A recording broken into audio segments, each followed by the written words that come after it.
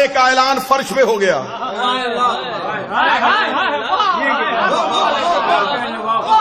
ایک اعلان اللہ نے عرش پہ کیا تھا، وہ تھا پہلی حجت کا،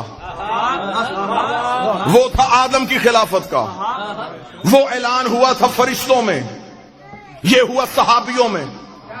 وہاں بھی ایک اٹھا تھا،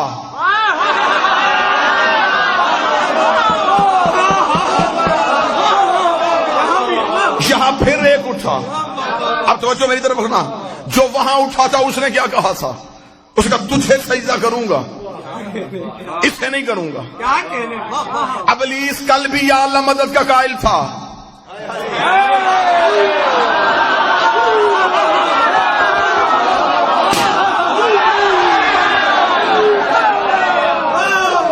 ابلیس آج بھی یا اللہ مدد کا قائل ہے. اس نے یہ نہیں کہا کہ میں تجھے سجدہ نہیں کروں گا، اس نے کہا اسے نہیں کروں گا.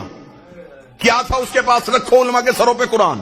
نمازوں کی کمی تھی، کثرت تھی اس کے پاس سجدوں کی. حیات القلوب میں علامہ مجلسی علیہ الرحمہ نے لکھا 6.5 لاکھ سال کی عبادت، 50 ہزار سال کے سجدے، اور انکار بھی پروردگار کا نہیں، انکار بھی کیا حجت کا. خدا نے کیا کہا؟ رک جا، معافی مانگ لے، تھوڑی دیر سوچ لے، یا قیامت والے دن لے کے آ جانا، پھر میں دیکھوں گا. خدا نے کہا فخرج لعنت الی یوم الدین، نکل جا میرے دربار سے، تجھ پر قیامت تک کے لیے میری لعنت ہے. آؤ سارے ماتمی توحید کی بارگاہ میں سجدہ کر کے اللہ سے پوچھے، میرے مالک تو غفار الذنوب ہے، تو ستار العیوب ہے، تو گناہوں کو معاف کرتا ہے، تو نے اتنی جلدی سے لعنتی کیوں بنا دیا؟ خدا نے کہا حجت بھی پہلی ہے، منکر بھی پہلا ہے. حجت بھی پہلی ہے، منکر بھی پہلا ہے. حجت بھی پہلی ہے، منکر بھی پہلا ہے. اگر میں آج اسے اس کی نمازوں کی وجہ سے معاف کر دیتا تو کل کو بڑے بڑے منکر نمازوں کے ٹوکرے اٹھا کے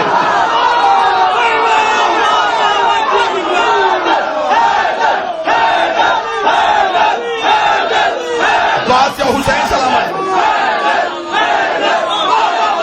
کل کو بڑے بڑے منکر، کل کو بہت بڑے بڑے حجتوں کے منکر عبادتوں کا ڈھیر لے کے آ جاتے کہ اس نے بھی عبادتوں کی وجہ سے معافی مانگ لی تھی، ہمیں بھی نمازوں کی وجہ سے معافی دے دے. خدا نے کہا 6.5 لاکھ سال کی عبادت اس کے منہ پہ مار کے دنیا کو بتایا ہے. جب میں صفی اللہ کا منکر برداشت نہیں کرتا تو علی ولی اللہ.